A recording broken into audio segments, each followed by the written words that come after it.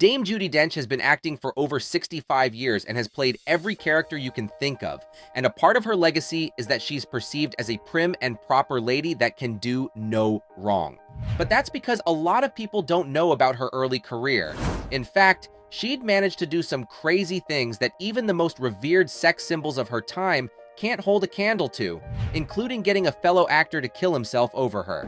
And that's just the tip of the iceberg compared to some of her other untold life stories and rare photos we will share in this video. Judy's first exposure to unspeakable tragedy came around 1969, when a young actor who had been so infatuated with her supposedly took his own life when he could not have Judy to himself. Here's what happened.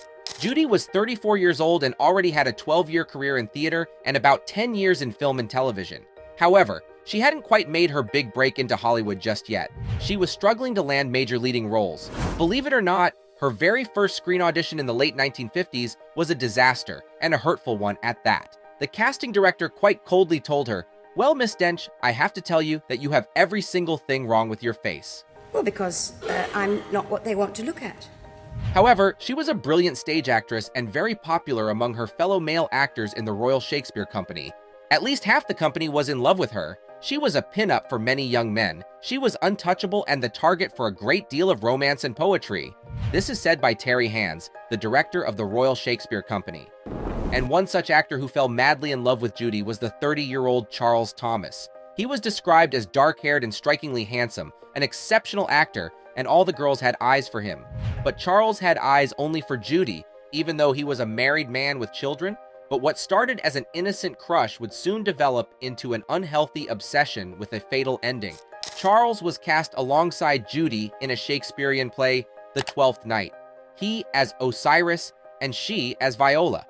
As a result, the two spent a great deal of time in each other's company. It was obvious to everyone around them that Judy was very fond of Charles as well, so much so that rumors swirled around that they were having an affair. But to be fair, it was only speculation, and there was never any proof. In late 1969, when production toured to Japan and then to Australia, things really started getting out of hand. By now, it seemed Charles could hardly control his obsession with Judy and began to behave increasingly erratic. He also drank heavily and relied on prescription antidepressants and sleep medication. According to Judy's biographer John Miller, Charles was unstable. He pursued Judy and she realized what a state he was in and tried to send him off gently. But it was too late for being gentle. A group from the cast, including Judy and Charles, went out for an evening of fun at a local beach bar. Charles became overly drunk and Judy retreated to her hotel room. At almost 3 a.m. that morning, Charles tried to call on Judy, telling her that he wanted to talk, but she sent him away. Once back at his hotel, the inebriated young actor also tried to call his wife back in England. But when the kids answered and heard the state he was in, they apparently hung up on him. It may sound cruel, but their mother supposedly told them not to talk to their father if he wasn't sober. Later that morning, he was found lifeless in his hotel room. Prescription bottles were found at his bedside, which the coroner later marked as the cause of his tragic demise. No one could know for sure if he did it on purpose. But Judy's brother Jeffrey, who was also with the tour at the time, is convinced that Charles took his own life because his infatuation with Judy became too much for him to handle. And if you think that's all a bit too creepy, it gets even more creepy. One of the producers for another play in the same company told his cast to play Ouija boards. The idea was to help them embrace the dark spiritual themes of the production. But all fun and games came to a halt when one of the actresses said she got a message from someone who was terribly distressed. The next day, when they learned how Charles passed away, they were all in a state of shock. And why? Because it happened around the same time that the actress received the distressed message from the Ouija board. On stage, Judy put up a brave smile and gave her best performance. But behind the curtains, she was completely distraught and couldn't sleep. One of her fellow cast members at the time, Donald Sinden, said, "Judy was broken up completely. She never spoke about it after that."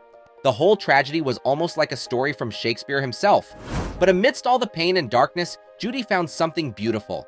A close friend, with whom she had been in a casual relationship, flew down to Australia to comfort her.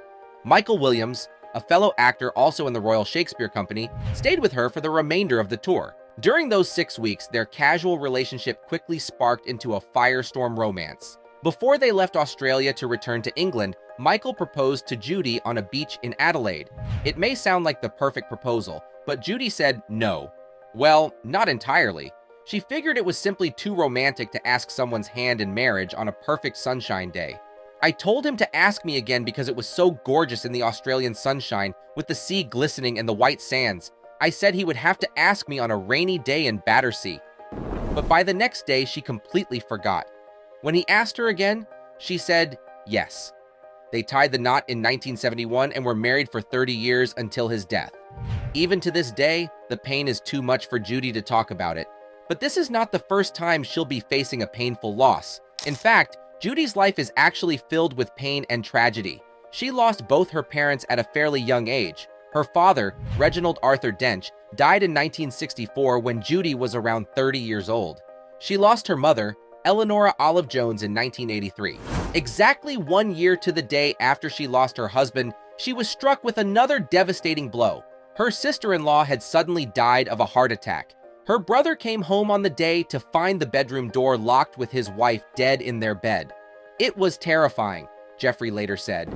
Jeffrey himself passed away in 2014, and just as recently as 2017, she lost her eldest brother, Peter. Judy has also been very open about her many insecurities as an actress, and even her fear and anxiety when it comes to public speaking. In 2023, she also opened up about suffering from a disease known as macular degeneration. Although it is not as horrible as it sounds, it is a fairly common age-related condition that affects eyesight. In Judy's line of work, however, her eyesight is absolutely vital to her work. In one interview, she revealed how she can no longer read and struggles to learn her scripts. I mean, I can't see on a film set anymore, and I can't see to read, so I can't see much. But it's not all doom and gloom. Almost 10 years after her husband passed away, Judy found new love again in 2010 with David Mills, an award-winning dairy farmer and award-winning wildlife conservationist. David is 10 years younger than her, and the lovebirds are in no hurry to get married. Apart from tragedy, Judy's life is also filled with a fair bit of controversy. For instance, her comments about disgraced Hollywood icons Harvey Weinstein and Kevin Spacey. In light of the serious accusations against them, Judy wasn't so quick as everyone else to completely condemn them. Some tabloid headlines would even have you believe that she defended them. When asked about Weinstein, Judy told The Telegraph, "He was a friend. He was a perfectly polite and funny and friendly person. I never experienced Harvey in any other way than that."